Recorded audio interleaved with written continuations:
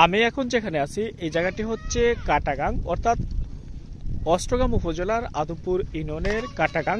আর এর পাশে হচ্ছে সুন্দর একটি গ্রাম। আমি গ্রামের ভেতরে যাব বা সুন্দর গ্রামটাতে যাব, বা এখানে অনেকগুলো ঘরবাড়ি রয়েছে।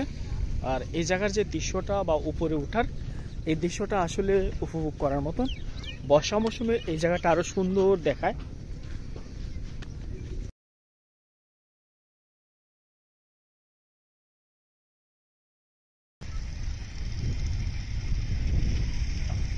গাঙ্গের পাড় থেকে আমার এই ভিডিওটি, যেহেতু এখানে গাঙ্গের পাড়ে বেশ কয়েকটা দোকান রয়েছে, আর দোকানগুলোতে বা যাত্রী যারা আসে এখানে বৃষ্টি বাদল হলে রেস্ট নিতে পারে।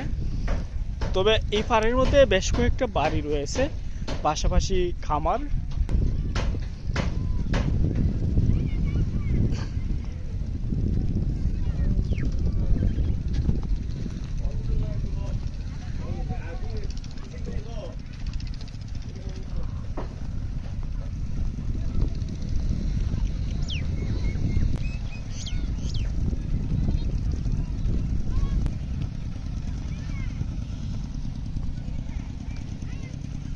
গাঙ্গের পাড়ে অনেকগুলো ঘরবাড়ি রয়েছে, পাশাপাশি এই জায়গাটা শাসন করার ফলে, অর্থাৎ নদী শাসন করার ফলে এখানে যে স্থায়ী বাঁধ তৈরি হয়েছে, মূলত এই বাঁধের মধ্যেই কিন্তু এই ঘরগুলো।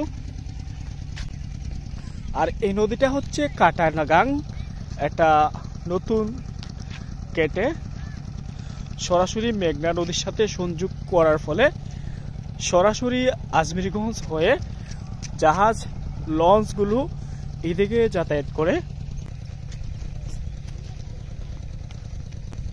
আমি যেখানে আছি এই জায়গাটি হচ্ছে আদমপুর ইউনিয়নের কাটাগাং। আর এই গাংটা কিন্তু সরাসরি ছাতলপাড় গিয়ে লেগেছে। আর এখানে যে দৃশ্যটা বা পাড়ের মধ্যে অনেকগুলো ঘরবাড়ি, আর এখানে দৃশ্যটা আসলে উপভোগ করার মতন। গ্রাম বাংলা যখন ঘুরবেন, গ্রাম বাংলার যে সৌন্দর্য সেটি দেখে শেষ করতে পারবেন না, যত দেখবেন তত ভালো লাগবে। যেহেতু আমি প্রকৃতির অপরূপ সৌন্দর্য উপভোগ করতে এদিকে আসছি, আমার সাথে থাকবেন। আর এমন সুন্দর সুন্দর ভিডিও পেতে আমার ফেসবুক পেজ। যাই হোক, আমি এদিকে যাই। আর পাড়ের যে সৌন্দর্য সেটি আসলে অনেকটাই সুন্দর।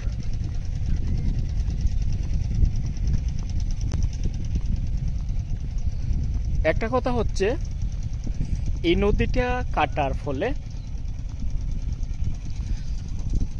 আদমপুরের পূবে বা মাদনার পশ্চিমে যে নদীটা রয়েছে সেই নদীটা কিন্তু আস্তে আস্তে ভরাট হয়ে গেছে বা ভরাট হয়ে যাচ্ছে। ওই দিকের মানুষের জীবনযাপন অনেকটাই কষ্ট, এবং তারা যে বসবাস করে ফসলের জমিতে নিয়মিত পানি দিতে পারে না। হাজার হাজার হেক্টর জমি এগুলো নষ্ট হয়ে গেছে বা যাচ্ছে।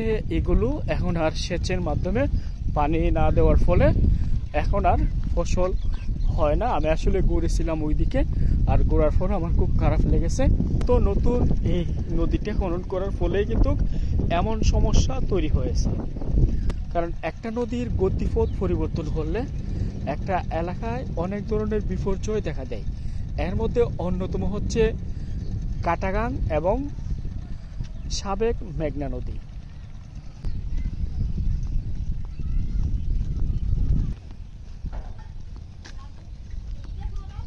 ভালো থাকবেন, সুস্থ থাকবেন, বেশি বেশি ঘুরবেন, দেশের সৌন্দর্য উপভোগ করবেন।